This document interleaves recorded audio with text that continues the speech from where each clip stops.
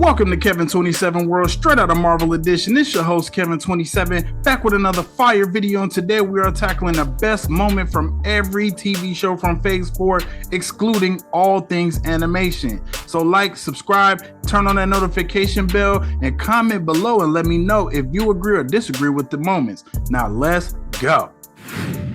WandaVision. Wanda leaves the Hexagon, confirming she's the villain. Okay, you gotta think up until this point, we still weren't 100% sure who was behind this Hexagon midway through the season. People at this point were still thinking it was Mephisto, which turned out to be Mephisto. The moment S.W.O.R.D. flew a drone into her torture bubble, she had to let the Federales know she's not the one to step to, showing everyone she was in charge this whole time. Throwing the drone with a missile attached back at Director Hayward's feet, letting him know that no one will come between her and her fantasy life.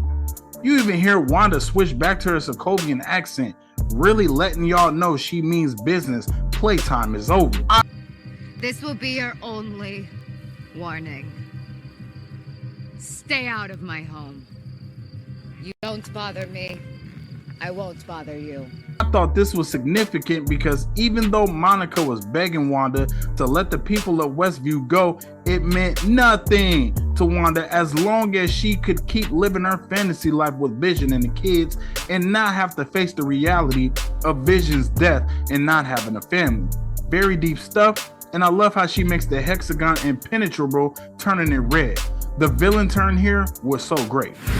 Hawkeye, escape from Echo and the Tracksuit Mafia. Okay, after things get messy with Kate wearing the Ronin outfit, Clint tries to clean it up, but gets captured by the Tracksuit Mafia, and Kate, being the unwanted sidekick, of course finds a way to get captured as well. This moment is great because we get to see what Maya is all about, and she proves to be a total badass, not holding anything back. She even chokes out Kate, which I find hilarious. Yo, does Maya really have to choke a chick? And you know, all the while, Clint is about to bust up out this joint, and we get an epic action scene, in my opinion, the best in the series. We get Clint versus Maya, and she is looking too strong for Clint as she kicks him in the face and smashing his hearing aid, but you knew eventually he was going to find a way to outsmart the crew, which he does by being smart with arrows and freeing Kate so they can skedaddle. Now the highway chase is the best part of the scene because we get to see the clever and fun ways that an arrow can be used. Plus, seeing Clint navigate without his hearing aid is a delight. Representation matters for everyone. This all leads to the finale of this scene where Kate shoots a regular arrow in the sky and Clint meets it with a Pym-Tech arrow, and we see one of the coolest gadgets in the MCU. I guess when you don't have Tony Stark to rely on your weaponry, Hank Pym is a great second choice.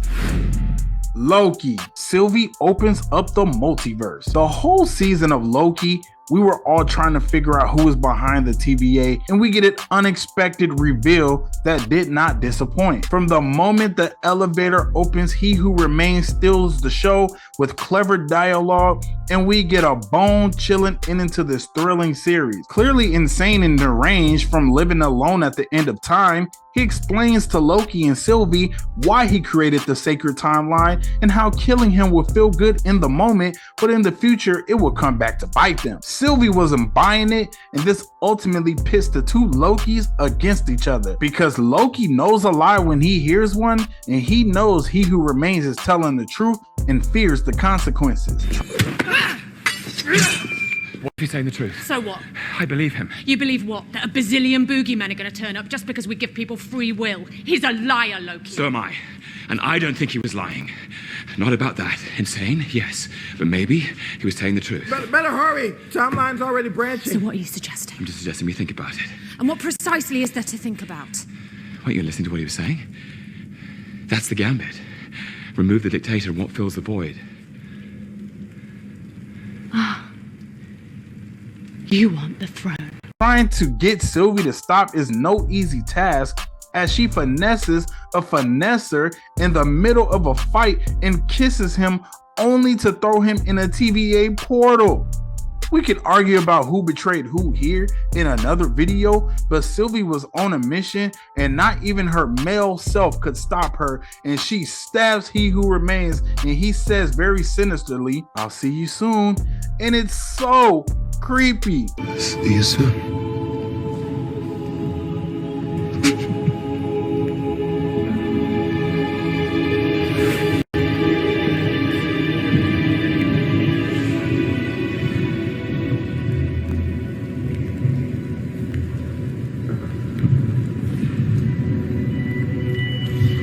Seeing all the timelines branch out put so many scenarios in my head, one in particular that came true, but the look of defeat that turned into the look of horror on Loki's face is the best part of the scene, cementing that Sylvie made a huge mistake. Guess only time will tell.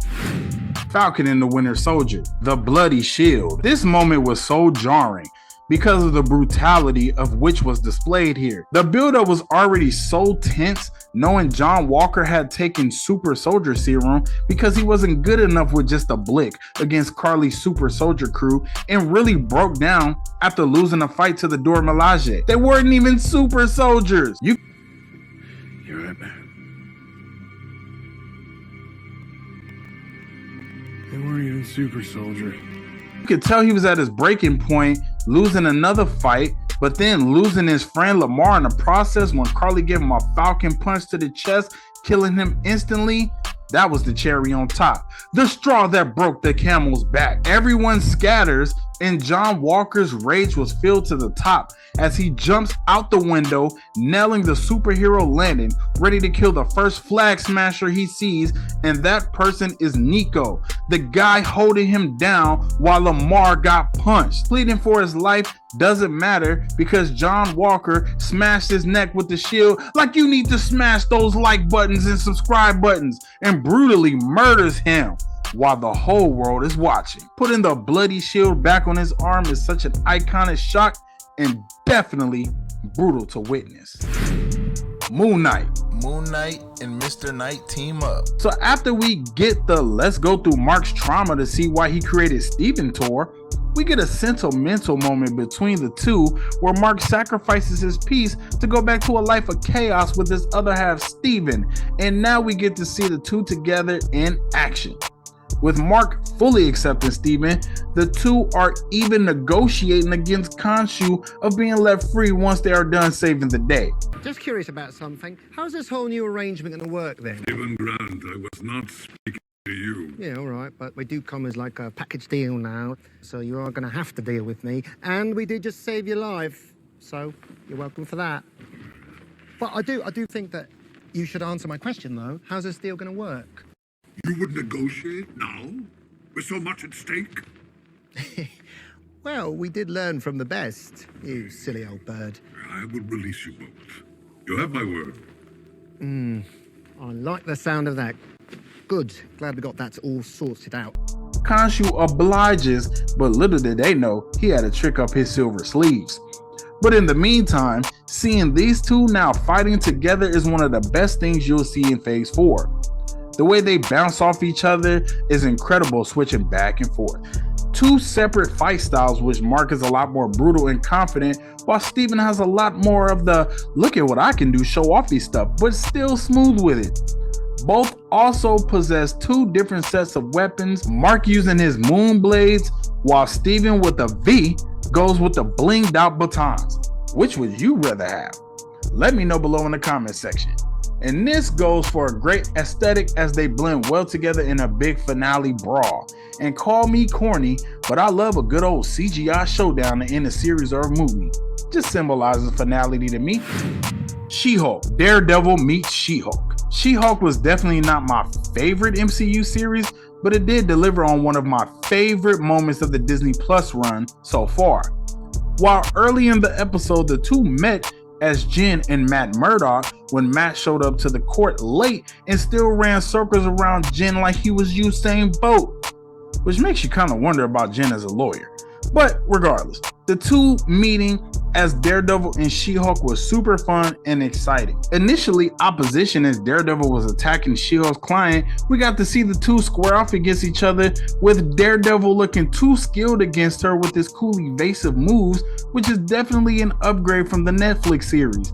Doesn't matter when She-Hulk makes a clap and easily defeats him. This leads to a secret identity reveal, and Daredevil tells She-Hulk what's really going on with his client being kidnapped by her client, and all of a sudden they're teammates and things get crazy. They go nostalgic with the heartbeats and crazy stealth, and we get this super dope hallway fight similar to the iconic Netflix series one, and it's super lit seeing Daredevil fight even though I did hate the enemigos had crossbows. What was up with that?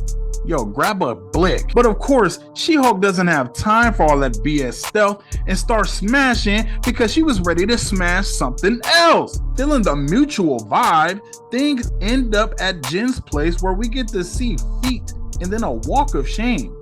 Never thought I'd see Daredevil get the Hulkussy. Ms. Marvel in Biggin. The Ms. Marvel finale was definitely action-packed, with this moment being my favorite. Kamala showing so much bravery throughout this fight with Kamran and against Kamran and against the DODC. Kamala had enough and went in biggin on him, and boy did this moment pack a punch. You see what I did there? As she went ludicrous, act a fool on everyone, going ham sandwiches, making Mama and Papa Marvel proud. She's doing what heroes do, and it's satisfying to see Kamala get her crowning moment right here. Plus, saving Kamran in the process after convincing him that even though his mom abandoned him, he still has something to live for because she sacrificed her life so he could still be here. Was just a touching moment. Thanks for watching the best moments of Phase 4 Disney Plus edition. If you enjoyed this video, leave a like, comment, and subscribe, and don't forget to turn on the notification bell. Also, be sure to check out my Chadwick Boseman tribute top 8 moments as the Black Panther. Believe until you make believers. Until next time, see you in the next video.